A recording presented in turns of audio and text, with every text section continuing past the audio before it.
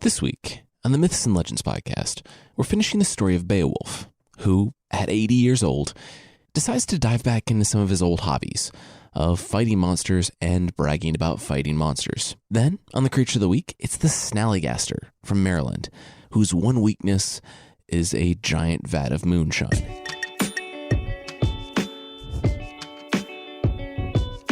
This is the Myths and Legends podcast, episode 60C, Unknowable but Certain. This is a podcast where I tell stories from mythology and folklore. Some are incredibly popular stories you think you know, but with surprising origins. Others are stories you might not have heard, but really should. This week's episode is brought to you by a really interesting new podcast called Missing Richard Simmons. You might not know this, but Richard Simmons just disappeared from the public eye 3 years ago, and no one really knows why he left. A filmmaker and friend of his goes on a search for him in this new podcast, and the deeper he digs, the stranger it gets. It's a really cool show. Check it out. Subscribe now to Missing Richard Simmons in Stitcher or wherever you get your podcasts. Previously on the podcast, Beowulf was an epic hero and killed Grendel and his mother, two monsters in modern-day Denmark. He returned home to modern-day Sweden and, by no fault of his own, became king. Then he ruled for 50 years. That's about it. Today is basically a standalone episode.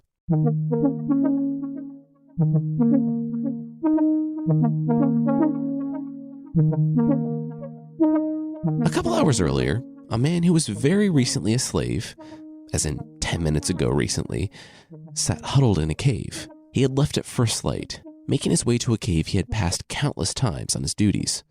It was by the coast, well hidden on the other side of the forest. It was a grim and foreboding place that few visited, and none visited with any degree of enthusiasm. Hidden by some trees and facing the sea, it was practically invisible. His plan was to huddle there until nightfall, and then make his way to the ports. He had stolen enough from his master to hopefully buy passage on the next ship south, and, if that failed, he would become a stowaway.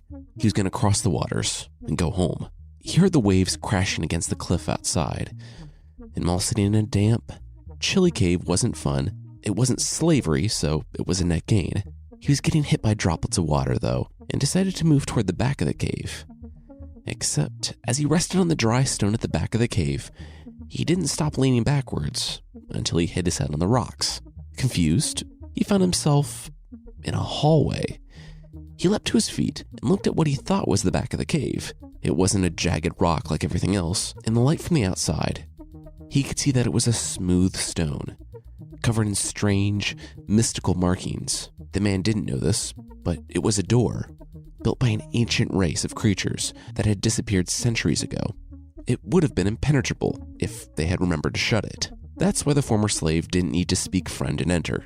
Of course, the man didn't know any of this. All he knew was that he was bored, and that there was a cool-looking door that led to a deeper part of the cave. And, down in the darkness, he thought he heard breathing, like the sound of a bellows. As he strained and looked down the winding path, he thought that he had a few more hours to kill before nightfall. He might as well follow the sound of breathing down into the unknown. As he carried a torch down the hallway, the strange symbols were all around him. And soon, the hallway opened up into a larger room. It was packed to the brim with treasure, piles and piles and piles of gold. There were legendary weapons everywhere, gold banners hanging from the walls. Basically, if someone installed a diving board, it would be a medieval version of Scrooge McDuck's vault. The former slave couldn't quite see the center of the vast cavern, but behind what looked like a heap of black iron, there was a faint glow. And that's where the sound of the bellows was coming from. The man was confused. Was there someone living down there? But he shrugged, thinking, hey, what harm could it do except all the harm to go say hi to whoever or whatever lived in a creepy cave in the scary regions of the middle of nowhere? He took one step and accidentally kicked something on the ground. It bounced a couple of feet and rolled to a stop, loudly. The man looked down. It was a jeweled chalice, and the sound of it skipping across the stone floor was still reverberating around the cavern. Not quite realizing the chaos he had unleashed upon the world with that misplaced step, the man looked in front of him to see that black iron lump slowly uncoil. He squinted. Houses generally don't do that. He was starting to think that it might not be a house at all when he saw the black, leathery wings, the thick, scaled tail, and the smoke emanating from its glowing nostrils. It was no house at all. It was a dragon, and it was waking up. Except it wasn't, but the man didn't know that. He knew that he had stumbled into a dragon's lair, and that he did not escape slavery today to be eaten by a dragon. He backed up toward the door, but then he saw the chalice. A jeweled, solid gold chalice could go a long, long way toward putting his life back together when he got back home. Worst case scenario, it could pay off anyone who caught him. He steeled himself, lunged for the chalice, and then ran as fast as he could back down the stone hallway. He splashed through the jagged rocks on the shore and ran up the turf on the hill toward the forest. He wasn't thinking about anything but putting as much distance between him and the dragon as possible. He wasn't thinking about the ferry he had planned to hire, the one that he was now running in the opposite direction of, and he certainly wasn't thinking about the men out looking for him, until he turned a corner in the forest and ran right into them. And they were not happy. They were from the man's once and future master, and they did not like having to spend a day out looking for a former slave. They grabbed him by his shirt and threw him onto the cart to take him back. The slave begged and pleaded. They had to leave. Everyone had to leave. He screamed it from the cart to everyone as they passed. A dragon was coming, maybe. Really, there was a dragon under the hill, right over there. He was totally serious. Why wouldn't anyone believe him? They rooted through his things when they made it back to his master's farm, and they found the jeweled chalice, and they had some questions. Unfortunately, those would have to wait, because the village was on fire. They went outside to see a dragon filling the sky, setting everything in its path ablaze.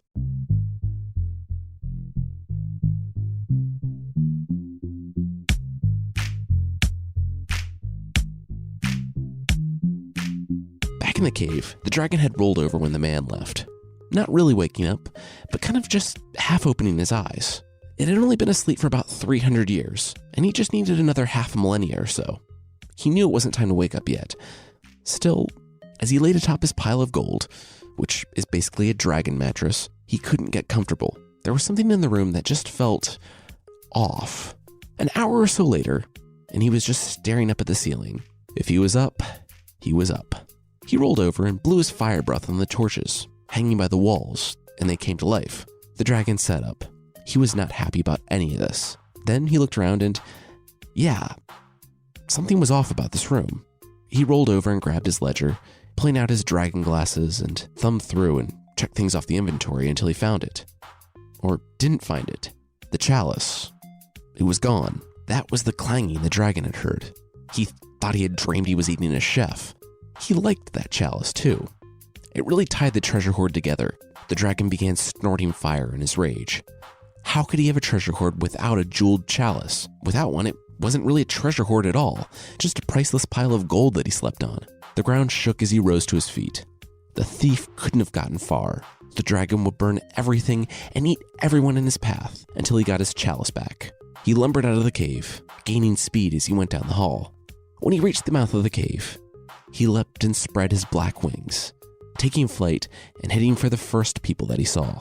Okay, so we've seen some dragons on this podcast before, and I should let you know what type this one is. His well-organized treasure hoard is an exaggeration on my part. He's one of the unthinking beast variety of dragons, like the Lambton Worm and the dragons that Yvain and Ragnar fought. He's not like the dragons that can hold an intelligent conversation before eating you, like Fafnir. This is actually one of the first fire-breathing dragons in folklore, and while that's extremely common today, it wasn't common in mythology and folklore. The dragons seemed to be mainly extremely poisonous. This dragon had wings and legs, and if this story sounds a lot like Smaug from The Hobbit, well, we know Tolkien was very familiar with the story of Beowulf. He actually has a translation of the story out that was published posthumously. And while we can't say definitively that the story of a thief awakening a fire-breathing dragon sleeping on a treasure pile under a hill inspired the story of a thief awakening a fire-breathing dragon sleeping on a treasure pile underneath a lonely mountain, it seems like a pretty good fit. Back to Beowulf, the king put his hand on the black beams of what was left of his mead hall, his home. They were still removing smoldering remains, and Beowulf ran his hands over the charred, ashen remnant. It was a dragon. In this land, in his land. Now, for years, the Geats had been at peace with their many, many enemies. Beowulf had been their king and leader. He had kept the wolves at bay, and whether it was punching guys to death, wrestling guys to death, or watching others punch and wrestle guys to death, Beowulf had had a full and happy life. In fact, we're told Beowulf hardly used iron weapons. Not out of some weird principle like the reason Batman doesn't use guns, but because iron weapons couldn't handle the strength of his blows. Any sword he used shattered. Yeah, why doesn't Beowulf handle swords? Because swords can't handle Beowulf. I guess he was basically the first Chuck Norris. Anyway, there was a dragon and Beowulf shook. He was over 80 years old. To be honest, he thought his monster fighting days were behind him. Could he do this? Was he up to the task? Would this be his final battle? He heard his men enter the mead hall. Though it was really just them walking onto the ashes of the mead hall, the dragon was pretty thorough.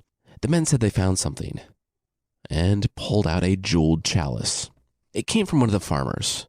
His slave had escaped that morning and was screaming about the dragon. And that was only noteworthy because he was screaming about the dragon before it attacked. Looking at the burned out husk of his meat hall, Beowulf nodded, and they said they would go see this thief.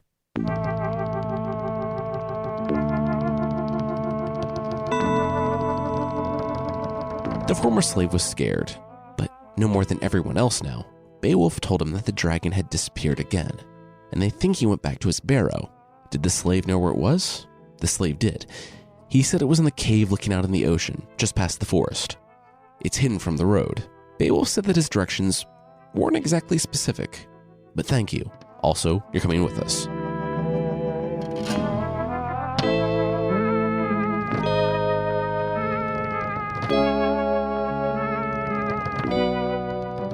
We'll see what the team finds, as well as Beowulf's extremely impractical dragon fight, right after this. This week's episode is brought to you by Stamps.com, where you can buy and print official US postage for any letter or package. Okay, so as you all may know, we started a Myths and Legends store a few months ago, and let me just say that we are only able to have the store and fulfill the orders ourselves because of Stamps.com. If you've ordered anything from us, you've seen the Stamps.com logo on the shipping label. We've been using it for months, and it syncs perfectly with our e-commerce site, and it takes all the thought and stress out of shipping items across the world. This is especially true when it comes to shipping internationally. It fills out the long, complicated customs forms, so you don't have to wait in line to do so at the post office. For real, Stamps.com has made our lives immeasurably easier. Oh yeah, and you can print stamps too. Right now, you can use the code LEGENDS for the special offer of a 4-week trial, which includes postage and a digital scale. Don't wait, go to Stamps.com, and before you do anything else, click on the radio microphone at the top of the homepage and type in LEGENDS. That's Stamps.com, code LEGENDS. Stamps.com. Never go to the post office again. This week's episode is brought to you by Blue Apron, delivering easy-to-follow recipes with fresh ingredients right to your door. The average wait time at a restaurant is 23 minutes, and that doesn't count waiting for the food, getting to the restaurant, or, in our case, getting shoes on a 2-year-old who very much does not want to put on shoes. I've never had a Blue Apron meal take longer than 40 minutes to make. They've always been fun. You can do it as a family and sit down to an awesome, home-cooked meal before you even have your table at a restaurant. Not only that, but you know what's in it. And at less than $10 per person per meal, it was probably cheaper than going out anyway. Some of the February meals are cashew chicken stir-fry with tango mandarins and jasmine rice, udon noodle soup with miso and soft-boiled eggs, roasted pork with apple, walnut, and farro salad, and crispy barramundi with quinoa and roasted carrot salad. You can check out this week's menu and get your first 3 meals free with free shipping by going to blueapron.com/legends. You will love how good it feels and tastes to create incredible home-cooked meals with Blue Apron. So don't wait. That's blueapron.com/legends. Blue Apron, a better way to cook. All right, now back to the show.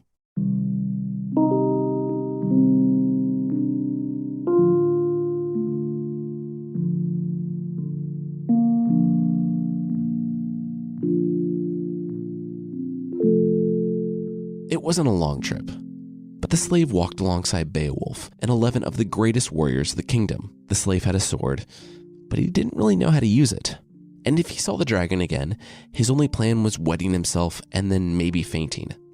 Meanwhile, here he was next to Beowulf, the Beowulf, and his 11 warrior buddies as they went to fight a dragon. It was early afternoon when they emerged from the dark forest to see a hill. The slave told them that the dragon was under there. Beowulf and his men inspected the cave and heard the breathing inside, like a bellows. The dragon had gone back to sleep. Looking down into the faintly glowing darkness, Beowulf felt like he couldn't breathe. He turned from the door and ran, pushing past his epic warrior buddies. Outside, he climbed the hill above the dragon's lair and just sat down on the soft turf. He looked out on the ocean, miles out to sea. Every time he had fought monsters or punched way too many guys to death in the past, he'd been excited. Now, though, he was terrified, which was a new experience for Beowulf. He didn't know how he knew this, but if he fought this dragon, it would be the end for him. Okay, so the version I'm using, the one translated by the Irish poet Seamus Heaney, is amazing. And I cannot outdo someone who has won the Nobel Prize for Literature. I was actually a huge fan of Heaney's work even before Beowulf. I studied poetry in college. Yes, really. Anyway, I can't begin to add to his work, so I'll just quote it. He wished good luck to the Geats who had shared his hearth and gold. He was sad at heart, unsettled, yet ready, sensing his death. His fate hovered near, unknowable, but certain. That last line kind of gives me chills because it's kind of true of all of us. One day, our fate will hover near, unknowable, but certain. We never know what day will be our last. That being said, if there's a day on which you're going to fight a fire-breathing dragon, that one stands a better chance of most than being your last. And that's what Beowulf was grappling with.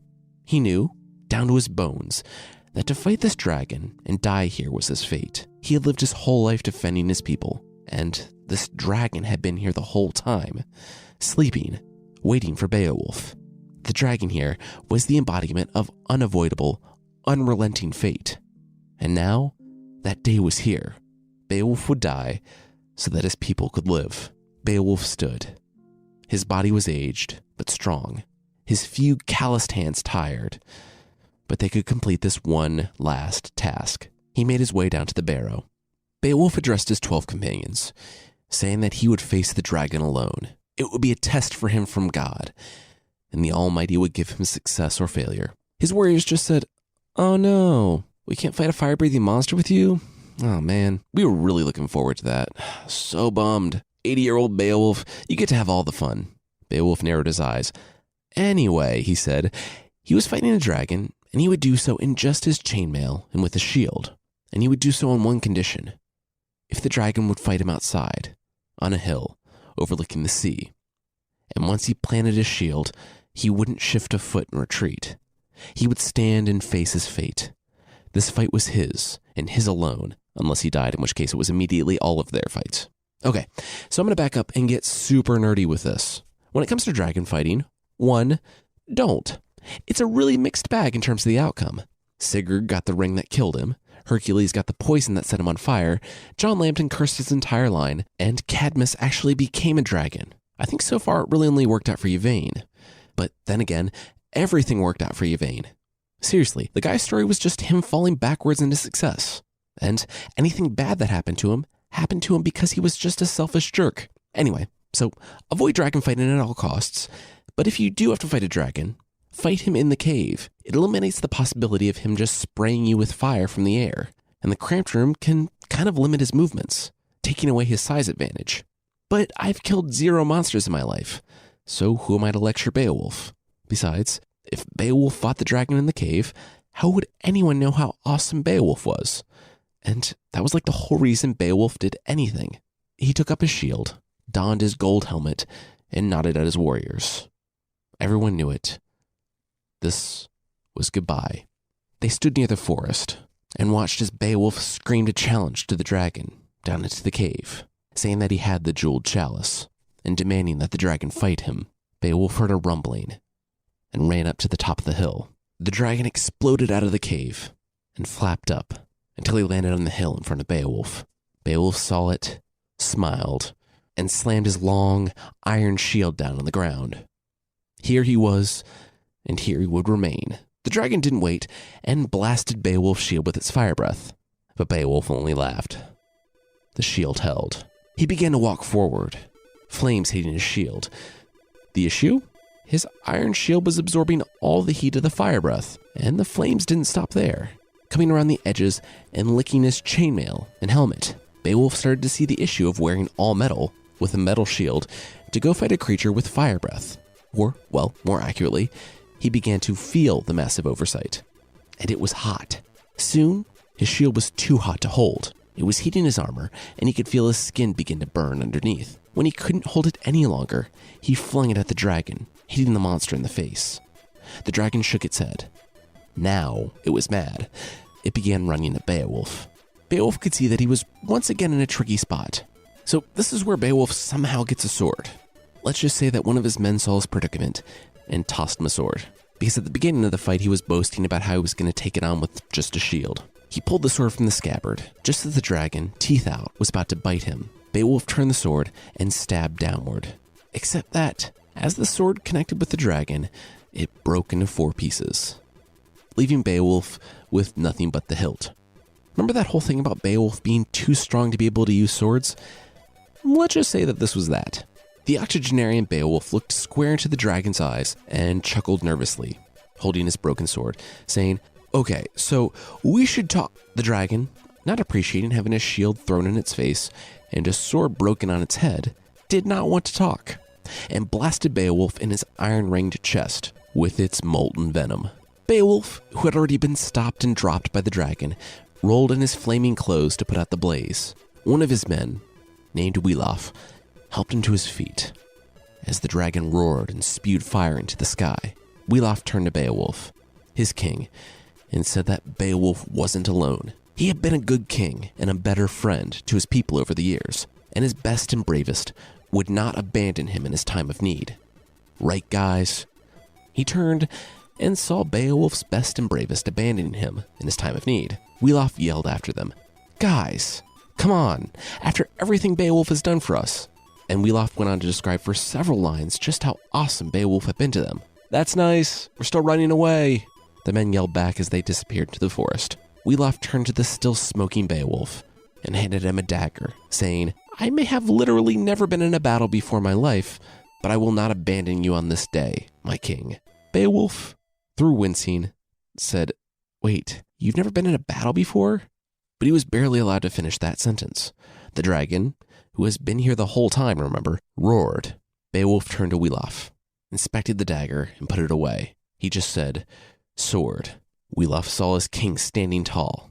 Even though he was aged and bloody and probably didn't have his eyebrows because of the fire, Beowulf looked every bit the warrior that had killed the legendary Grendel, and Uilaf gave him his sword. Beowulf smiled and ran forward, yelling a battle cry.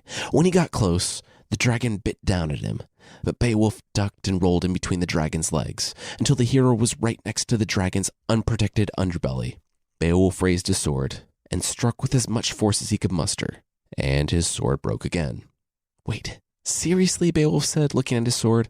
"Come on!" The dragon felt it, though, and whipped its head around to grab Beowulf's body with its teeth. Beowulf, though he was very badly burned, wasn't going to give up. He grabbed the dragon's teeth and pushed, keeping the mouth from crushing him. The next couple of things happened simultaneously. Uilaf saw his king snatched up by the dragon, and he saw Beowulf straining in the dragon's mouth against the thing's bite. The octogenarian was strong, but no one was that strong. He would fail and fall. Uilaf had to do something. He looked at the dragon, and then he saw the dragon's underbelly. Beowulf was right to attack it. It was a different color than the rest of the monster, and didn't appear to have the same iron-like scales. Also, it looked like Beowulf's hit on the dragon actually did something. On its belly, there was a small cut that was sputtering with a lava-like poison. The dragon was distracted with trying to eat Beowulf. Uilaf steeled himself and drew a sword. Back up with Beowulf, the dragon was getting really tired of this. His nap had been cut short by a few hundred years, and he just wanted to get his jeweled chalice and get back to his treasure hoard after he killed this guy in his mouth. But the old man was not making it easy. The dragon then remembered that he had fire breath. Beowulf, in the thing's mouth, and keeping the teeth from coming down, heard the fire in the depths of the beast, and saw the glow with precisely 0 time to do anything about it. He was hit full on by fire breath, and the teeth came down hard on the hero. The chainmail kept the teeth from impaling Beowulf, but the force was crushing his bones. That would have been it for him, if not for Uilaf. Remembering the story of Sigurd and the dragon, Uilaf ran to the monster's belly and stabbed it. Flames licked out, and it was unbearably hot, but the sword pierced it. The sword turned orange with heat as Uilaf ran the blade down the length of the monster's belly. Flames and molten poison spilling out of the monster's wound, it cut the fire breath short after only a few seconds, and the dragon bellowed out in pain, releasing Beowulf. In an instant, Beowulf knew exactly what to do. He was burned and crushed and dying, but he could do this one last thing. With all he had left, he took the dagger out and drove it upwards, through the dragon's mouth and into its head. He kept digging until he felt the dragon's mouth go slack. He held onto his dagger as they both fell, the dragon dead and Beowulf dying. Beowulf rolled out of the dragon's mouth when they hit the ground and just laid there. Wiglaf threw his sword down and ran to the king, and an eerie quiet permeated the coast. When Wiglaf got there, Beowulf was nearly finished pulling himself to the top of the hill and propping himself up on a rock so that he could see the ocean. Beowulf bade Wiglaf sit next to him, and together they looked on the ocean in silence for a long while. Finally, Beowulf spoke. His breathing was labored, but he told Wiglaf that he was incredibly grateful for his help killing the dragon. Now was the time Beowulf would have given his armor to his son, but he didn't have a son, only Wiglaf, the one man who didn't abandon him. Wiglaf would be king after Beowulf, but now there was just one request Beowulf had of Wiglaf. Wiglaf drew closer and nodded. Beowulf asked Wiglaf to go to the dragon's hoard and pull out all the best treasure and bring it here and put it on the grass in front of Beowulf, so Beowulf could look at the awesome treasure as he died. Wiglaf cocked his head. That seems to run counter to Beowulf's professed Christian faith, but far be it from him to refuse the request of a dying man who just made him king. When Wiglaf returned, staggering under the weight of the treasure, he spilled all of it on the ground before Beowulf, who just sat admiring it. Beowulf said that, because of his faith, his treasure was in heaven, and also right in front of his face. I mean, look at all this gold. If Beowulf had to choose, stabbing a dragon in the head and staring at all the dragon's gold while he died was definitely in his top 3 ways to go. Also, he turned to Wiglaf, his speech still weak. When you tell the story, be sure to emphasize me bravely impaling the dragon from inside its mouth. Feel free to include yourself with the assist down there scratching at its belly or whatever you did. Wiglaf looked at his burned hand and at the dragon's entrails spilling out in the grass from a wound that definitely would have killed it had it not been distracted enough for Beowulf to stab it. Yeah, okay, Wiglaf said. Oh, and another thing Beowulf said. Try to work into any oral traditions and subsequent written versions of the story that my swords break all the time because I'm just so strong that not even metal can withstand my Thor-like strikes. That's really specific, but okay, Wiglaf said. Beowulf looked on the sea, sighed, and said, I've done a good thing for my people in dying to get them all this awesome treasure, even though I'll be dead, and unable to hold back the armies of our enemies with my reputation. And now our people have the dragon's treasure to make it all the more enticing to invade. And I'm leaving a man in charge with virtually no experience as either a warrior or a king. Yep, I've done a good thing here today. He gave Wiglaf the orders that he be put in a barrow overlooking the sea after his funeral. Beowulf's breathing grew shallow, and it became harder and harder to speak. He told Wiglaf that there wasn't any time to peel the chainmail from his body, but he gave the young man his gilded helmet and his collar and told him to use that and his new throne well. He would lead their people. Beowulf became serious and looked down at the waves. He started talking about fate, how fate had carried all of his ancestors away, the brave highborn clan, to their final doom. Now, he must follow them. With that, Beowulf died. The warriors popped their heads out from the forest and, seeing the dragon dead, all jogged out. Oh wait, what? Is the fight over? Oh man, we were just going back to get more weapons. We were totally gonna help out. Bummer. Well, don't worry, we'll get it next time. And this is me, Jason. Just kidding. They were all deeply, deeply ashamed.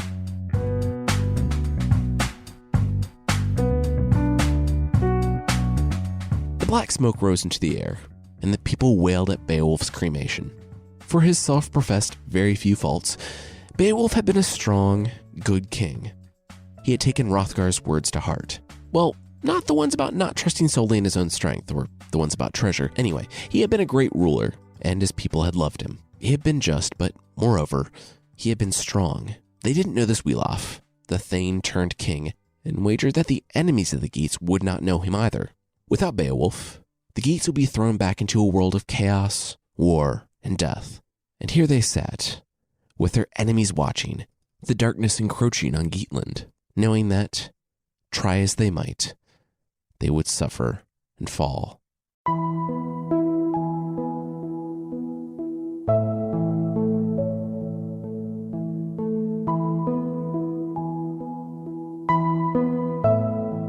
And that's actually how Beowulf ends. It's a dark ending. J.R.R. Tolkien, the writer of The Lord of the Rings, said that the poem isn't really an epic, but an elegy. With the hero gone, the poem basically says that the enemies of the Geats will invade. There's a lot of history behind this, and it moves well past my expertise. But we do know that the historical Geats survived the time after Beowulf died, and eventually, after the Viking Age, the Swedes and the Geats became one unified kingdom.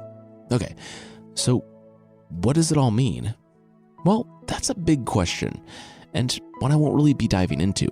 In Beowulf, there are themes of youth versus age, our role in a changing world, the inevitability of fate and death. There are people that look at the historical aspects of the poem and disregard the fantasy elements, and there are people that read the poem as literature and set aside the historical elements. It's been a popular work of world literature for centuries, so much so that Tolkien said 80 years ago that it was buried under a mountain of scholarly works about it, before helping to redirect that work, focusing on the monsters in the poem and making that mountain all the higher. Next time, finally, is the Seal of Solomon and the Dragon of the North.